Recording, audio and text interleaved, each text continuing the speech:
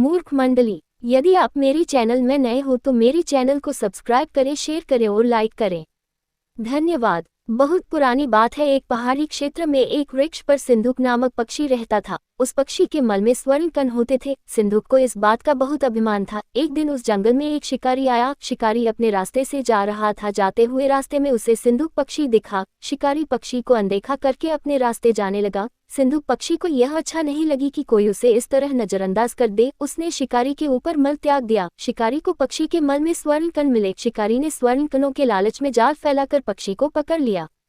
शिकारी उस पक्षी को अपने घर ले आया और उसे एक पिंजरे में बंद कर दिया। सिंधुक पक्षी जब भी मल त्यागता, शिकारी उनमें से स्वर्ण कण अलग कर लेता और उन्हें बाजार में बेच देता था। इस प्रकार उसकी दरिद्रता दूर होने लगी थी। तभी शिकारी के मन में विचार आया कि अब लोग उससे जलने लगे हैं। अगर किसी ने राजा को इस पक्षी के बारे में बतला दिया तो राजा उसे बुलवा लेगा और शायद दंडित भी करे। अपने इस डर के कारण शिकारी सिंधुक पक्षी को लेकर राजा के सामने पेश हो गया और उसे पूरी बात बतला दी।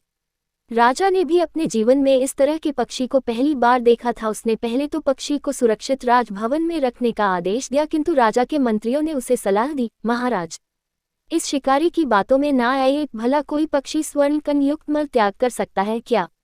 इस पक्षी को राजभवन में रखने से लोग हमारा उपहास उड़ाएंगे। राजा को मंत्री की बात उचित लगी। उसने सिंधुक पक्षी को आजाद कर दिया और शिकारी को जाने दिया। जाते जाते सिंधुक पक्षी राज्य के प्रवेश द्वार पर बैठ गया और स्वर्ण कण युक्त मल त्याग कर दिया और जाते हुए कहता गया, पहले तो मैं मूर्ख था जिसने अपने घमंड में शिकारी के ऊपर स्वर्ण कण युक्त मल त्याग दिया। फिर शिकारी भी मूर्ख था जो डर के कारण मुझे राजा के पास ले आया, और इस राज्य का राजा भी मूर्ख निकला जिसने बिना सोचे समझे अपने मूर्ख मंत्रियों की सलाह मानकर मुझे छोड़ दिया। इस राज्य में सभी मूर्ख हैं, इसे ही कहते हैं मूर्ख मंडली।